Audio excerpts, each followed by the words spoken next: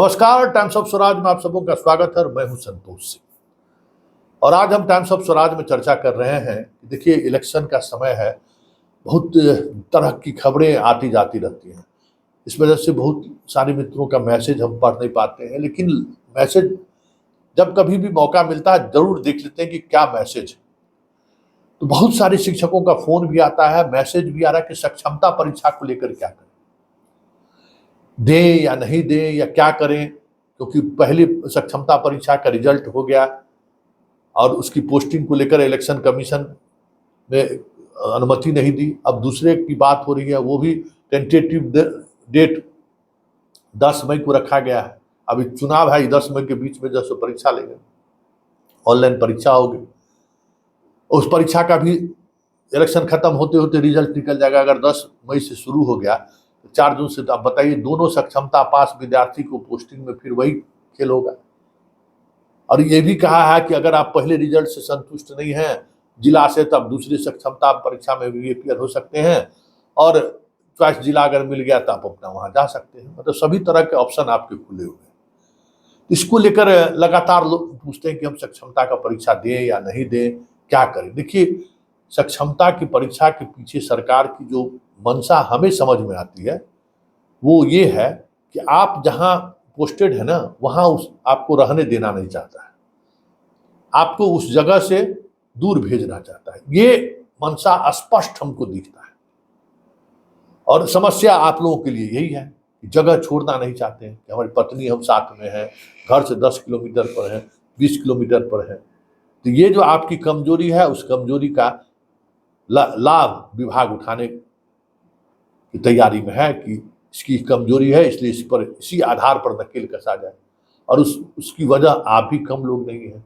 पढ़ने पढ़ाने के बजाय में जो गांव में आप लोग खेला किए हैं, उसका भी असर है। एक इमेज है, पब्लिक इमेज यही है कि मास्टर लोग पढ़ाता नहीं है। ये इस इमेज का भी आपको नुकसान हो रहा है। लेकिन एक बात आप समझिए, इस घर का जो आप मोह रखे हुए हैं उसको त्यागिए, क्योंकि इस जो आप विशिष्ट शिक्षक आपको बना रहा है। अभी देखिए, अभी जितने नियोजित शिक्षक पुराने लोग रिटायर्ड हुए हैं, हजारों 2,000 5,000 रुपया मिला है? नहीं मिला है। अभी देख ही रहे हैं, कुछ पीएफ वगैरह का जो कटा उटा है वो भी बहुत मुश्किल से जाइए अपने पीएफ दफ्तर में, तो कुछ निकल जाए तो निकल जाए, कुछ मिलता नहीं है। लेकिन जो विशिष्ट शिक्षक का जो नियमावली है उसमें मान लीजिए कि 4,045 रुपया आपका कटेगा, सरकार भी देगी, लगभग 10,000 रुपया हर महीना आपका जमा होगा।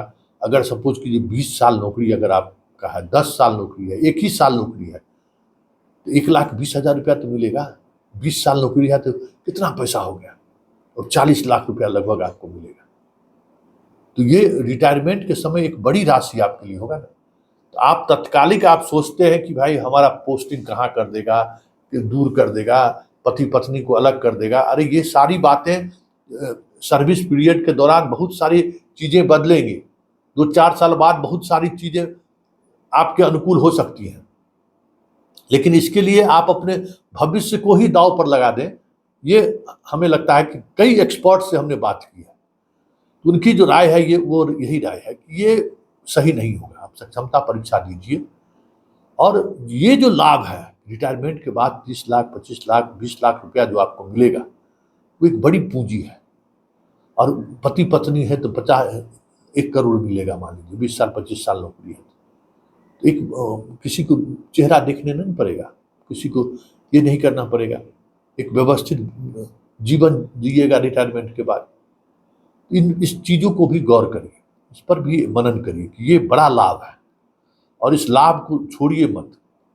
हाँ, जहाँ तक ट्रांसफर पोस्टिंग का सवाल है तो उस पर थोड़ी समझदारी से काम लीजिए। 1-2 जब तक पाठक है, थोड़ा बाएं दाएं चीज़ें बदलती हुई दिखेंगी, थोड़ा स्ट्रेस भी पड़ेगा आपको, लेकिन इसके लिए आप इस अवसर को छोड़िए मत। मेरी समझ से ये बड़ा अवसर है और तबादले की नीति में बदलाव होता रहेगा, सरकारें बदलती रहेंगी, कई तरह की नीतियाँ आएंगी, उसका लाभ कभी न कभी आपको मिल जाएगा। जो पति पत्नी जो अलग 2 जिला में कर दिया है, आने वाले समय में ये स्थिति बनेगी जब पति पत्नी को साथ सरकार लाने के लिए विवश होगी, स्थिति बदलेगी।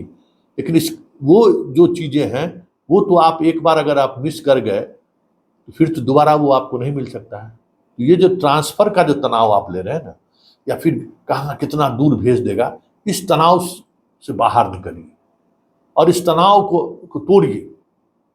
ये कोई चीज़ नहीं है जीवन में, जो है ये एक अलग तरीके के जीने का की जो आदत आप बना रखे हैं ना, घर से निकलना, फिर घर आना, मैडम के हाथ का बनाया हुआ खाना खाना, मैडम से बात करना, परिवार में रहना, इससे थोड़ा बाहर निकलिए। आपके जीवन के लिए भी ये ज़रूरी है, स्वावलंबी होना भी ज़रूरी है। अरे कॉलेज लाइफ में कहाँ माँ बाप के साथ रहे हैं, अकेले पढ़े लिखे हैं ना जी।